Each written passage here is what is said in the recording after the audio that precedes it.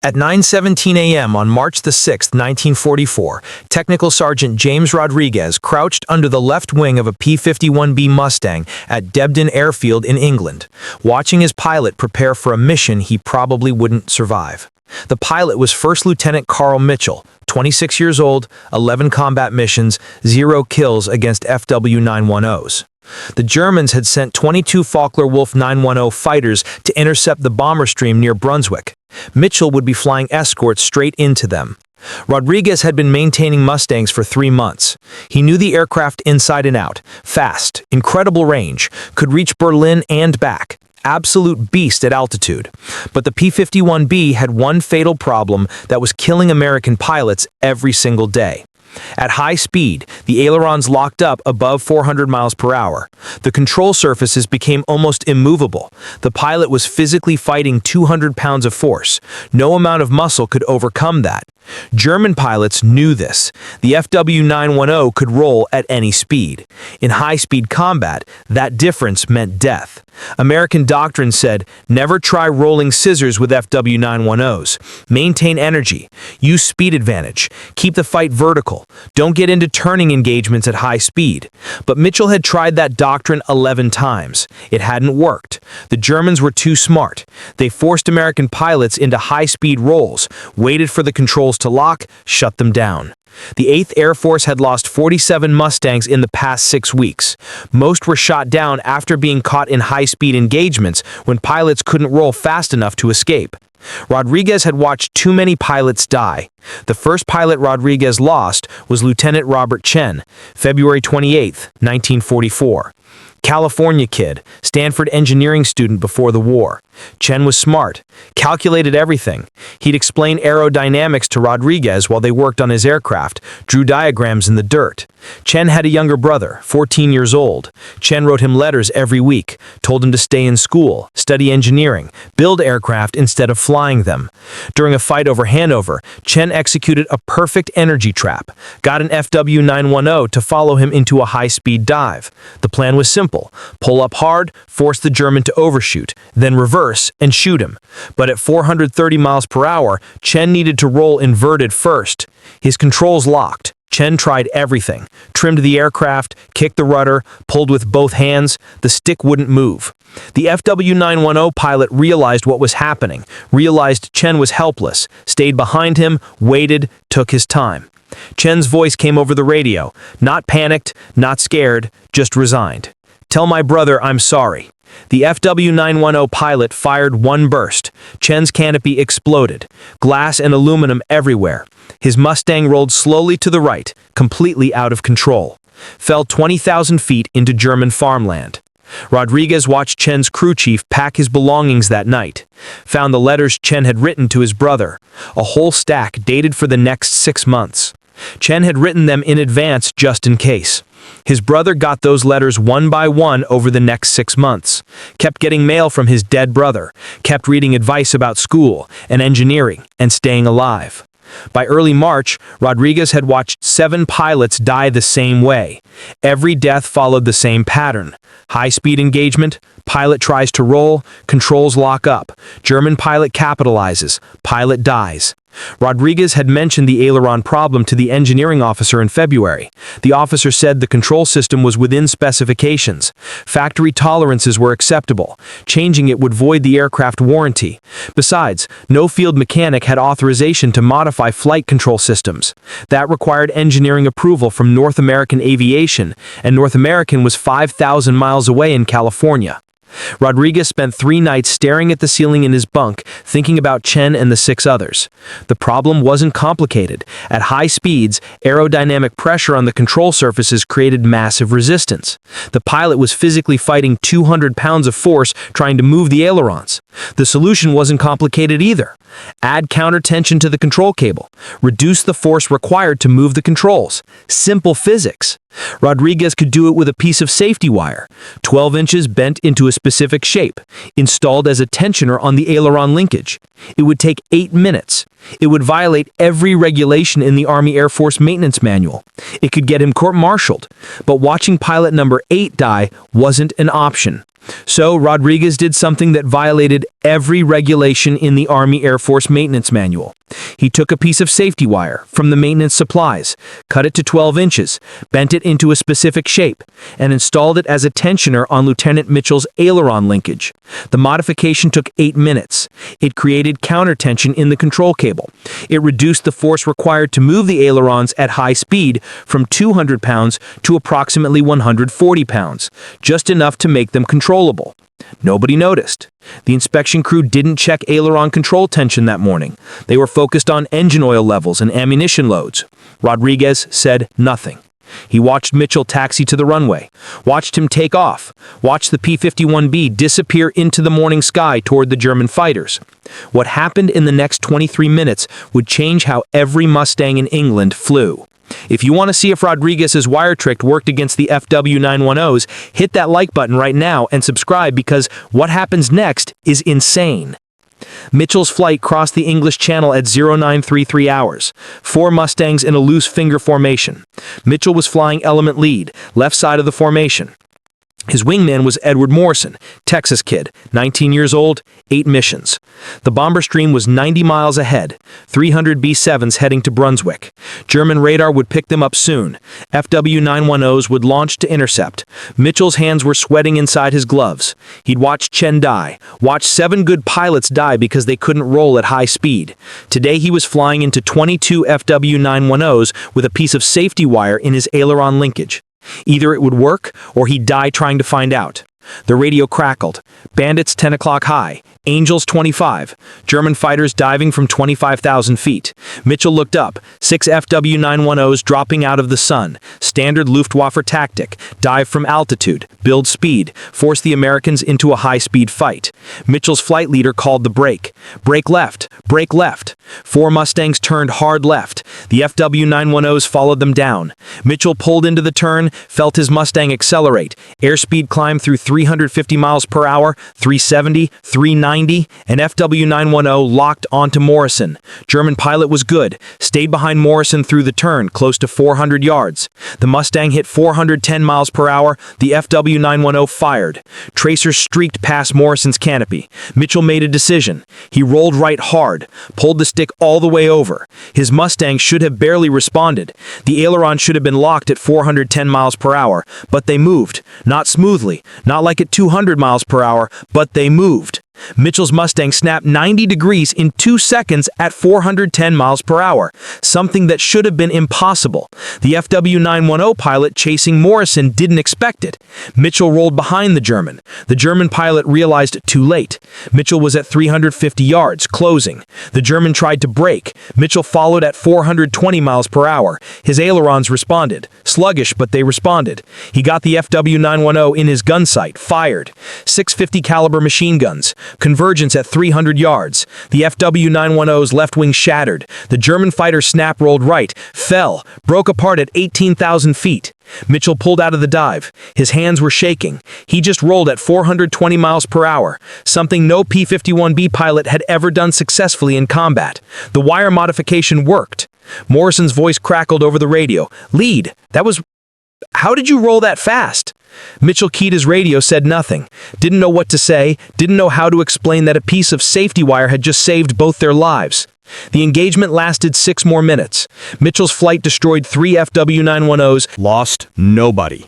When Mitchell landed back at Debden at 10:47 hours, his Mustang had 23 bullet holes in the tail, none in critical systems. He taxied to his hard stand. Rodriguez was waiting. Mitchell shut down the engine, climbed out of the cockpit. His legs were shaking, adrenaline crash. He walked over to Rodriguez, looked at him for a long moment. Rodriguez asked if the modification worked. Mitchell said it saved his life. He'd rolled at 420 miles per hour, something that should have been impossible. The ailerons responded. He got behind an Fw-190 that should have killed Morrison, shot it down, changed everything.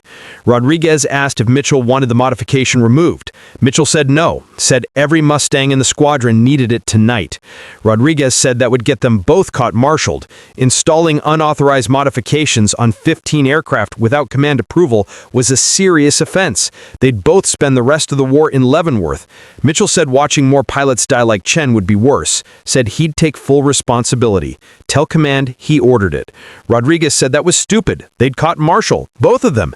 Anyway, Mitchell said he didn't care. He'd watched 7 friends die in 6 weeks.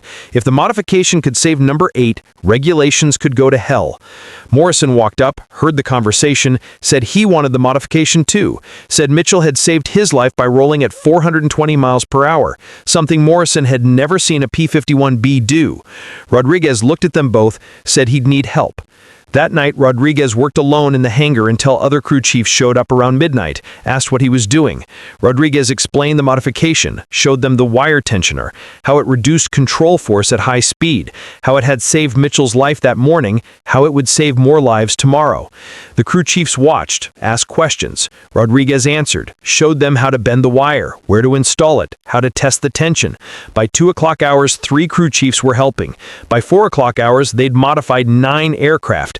Mitchell's flight, Morrison's flight, Hayes's flight. Nobody reported it. Nobody asked permission. Nobody filed paperwork. They just installed the modifications and went to bed. Mitchell flew his second mission with the wire modification on March 7th, morning escort to Berlin. His flight encountered 8 Fw-190s over Hamburg. High-speed engagement.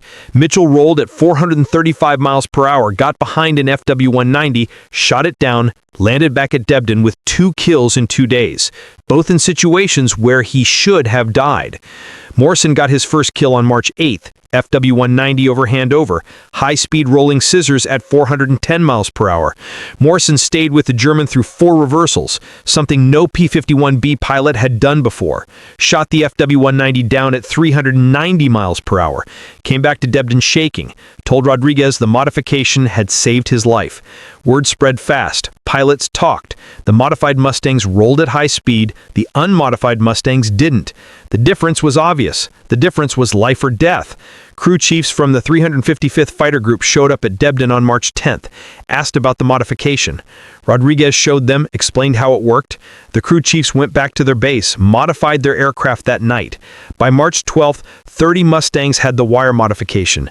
By March 15th, 60 Mustangs across 4 fighter groups. Nobody reported it, nobody filed paperwork, nobody asked permission. Crew chiefs just installed the modifications and signed off maintenance logs like nothing had changed. But everything had changed. Pilots who'd been losing high-speed engagements started winning them. Kill ratios improved. Loss rates dropped. Mustang pilots started seeking out Fw-190s instead of avoiding them. The aircraft that couldn't roll above 400 miles per hour suddenly could. Not perfectly, not smoothly, but enough. Enough to survive, enough to win. By March 20th, the 354th Fighter Group had the highest kill ratio of any Mustang unit in England. 47 German fighters destroyed in 3 weeks. 3 American pilots lost, none in high-speed engagements. The modified Mustangs were winning fights that unmodified Mustangs couldn't survive. Command noticed. Major General William Keepdinner, 8th Fighter Command, saw the statistics. The 354th Group was outperforming every other Mustang unit by a factor of 3 to 1. Something had changed. Keepdinner ordered an investigation. On March 24th, an engineering inspection team arrived at Debden. 3 inspectors. They checked aircraft, reviewed maintenance logs, interviewed pilots. On March 26th, Captain Richard Hollis walked into the hangar where Rodriguez was working. Hollis said he wanted to inspect Mitchell's aircraft personally. Something about the kill ratio didn't make sense. Rodriguez tried to steer him toward a different aircraft, said Mitchell's Mustang was due for an oil change. Hollis said no. He wanted Mitchell's aircraft specifically. Rodriguez watched Hollis climb into the cockpit, check the control stick, check the cables. Then Hollis reached for the inspection panel on the left wing root. Rodriguez's heart was pounding. Hollis removed the panel, exposed the aileron control linkage, found the safety wire tensioner. Hollis stared at it for a long time, then climbed out of the cockpit, walked over to Rodriguez, asked one question: "What the hell is that?" Rodriguez told him everything, the modification, how it worked, why he'd installed it, how many aircraft had it, all unauthorized.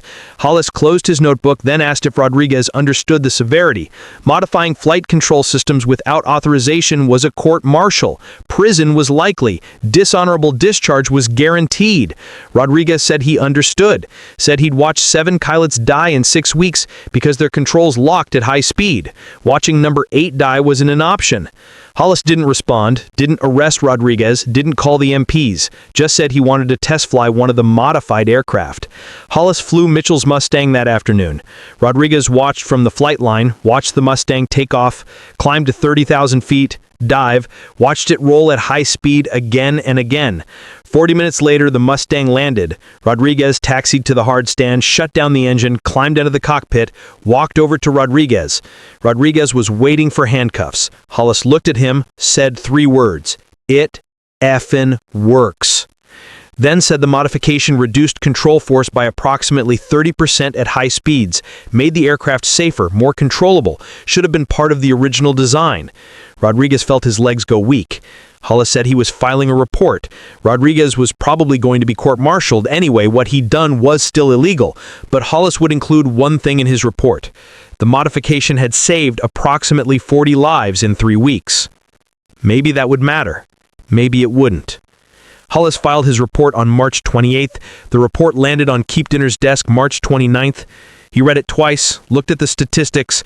The 354th Fighter Group had destroyed 47 German fighters in 3 weeks. 3 American pilots lost, none in high-speed engagements. The 355th Fighter Group had similar numbers. So did the 357th, all groups with a wire modification. The unmodified groups were losing pilots at twice the rate. Keepdinner called a meeting March 30th. The legal staff said Rodriguez and Mitchell should be court-martialed. Installing unauthorized modifications on 60-plus aircraft was a serious offense. The engineering staff agreed, said the modification hadn't been properly tested, should be removed immediately, all modified aircraft should be grounded. Keepdinner listened, said nothing. Then he asked one question. How many pilots had died in high-speed engagements before the modification? His operations staff checked the records. 47 Mustang pilots lost in 6 weeks, most in high-speed engagements when controls locked. Keepdinner asked how many had died after the modification. Operations staff checked again.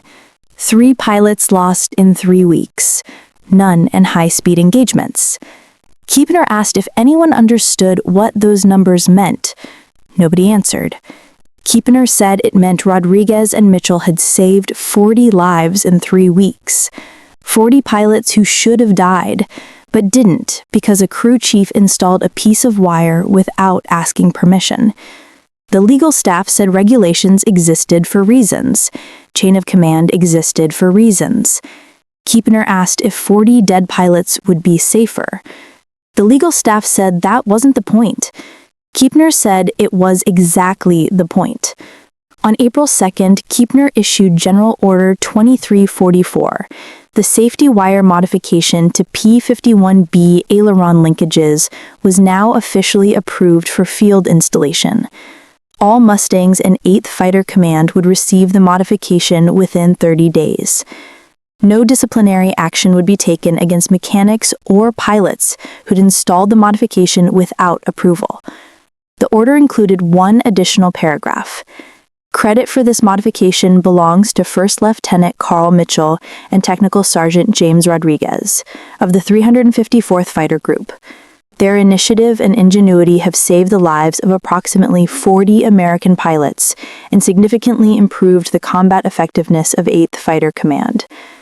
The modifications spread across 8th Fighter Command in April, every P-51B in England, 240 aircraft, then 9th Air Force, then 15th Air Force in Italy. By June 1944, every P-51B in the Army Air Force had the wire modification, over 600 aircraft, all because Rodriguez had installed a piece of wire on Mitchell's Mustang without asking permission. The numbers told the story. Before the modification, the 8th Air Force was losing 2 Mustang pilots for every German fighter they shot down. After the modification, they were destroying 3 German fighters for every Mustang lost. The modification saved an estimated 180 American pilots' lives between March and June 1944. 180 pilots who rolled at high speed when they should have died. 180 pilots who came home because Rodriguez had installed a piece of wire without asking permission. Mitchell flew 67 combat missions between March 1944 and May 1945. Shot down 9 German aircraft, 6 in high-speed engagements, 3 in situations where his controls should have locked and he should have died. He survived every mission. Survived because Rodriguez had installed a piece of wire without asking permission. Mitchell stayed in the Air Force after the war, flew F-80 Shooting Stars, then F-80 Sabres in Korea, shot down 2 MiG-15s, both in high-speed engagements. Both times he thought about Rodriguez, about a piece of wire that had saved his life in 1944. Mitchell retired as a lieutenant colonel in 1965. 21 years of service, 153 combat missions, 11 kills, 0 times shot down. Mitchell kept a piece of safety wire in his desk drawer for 40 years, the same type Rodriguez had used in March 1944. 12-inch stainless steel, 0.032 inches in diameter.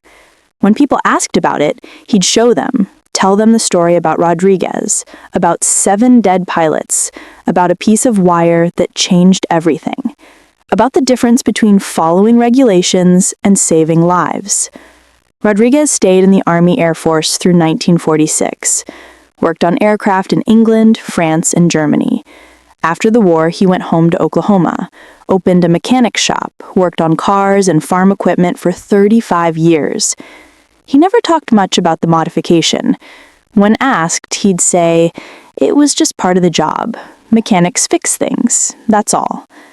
Morrison survived 43 combat missions after receiving the modification, shot down 16 more German aircraft, a total of 22 kills. After the war, he became a test pilot at Whitefield, made sure every young engineer he worked with understood that the best solutions sometimes come from desperate mechanics in combat theaters, not from engineering departments.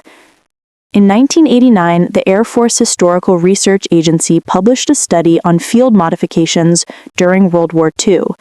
The safety wire modification was included as a primary example of effective field engineering. The study estimated that the modification contributed to approximately 180 American pilot survivals and improved overall Mustang combat effectiveness by 34%. Mitchell was interviewed for this study. He was 71 years old by then. When asked why he'd risked court-martial to install an unauthorized modification, Mitchell said Rodriguez had watched 7 friends die because they couldn't roll at high speed. Watching number 8 die wasn't an option. Regulations could wait. Carl Mitchell died in 2001, at age 83. His funeral at Arlington National Cemetery drew over 200 attendees.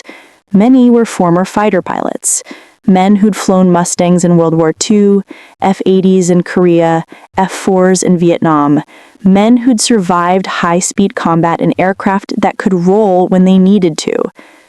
James Rodriguez died in 2004, at age 86.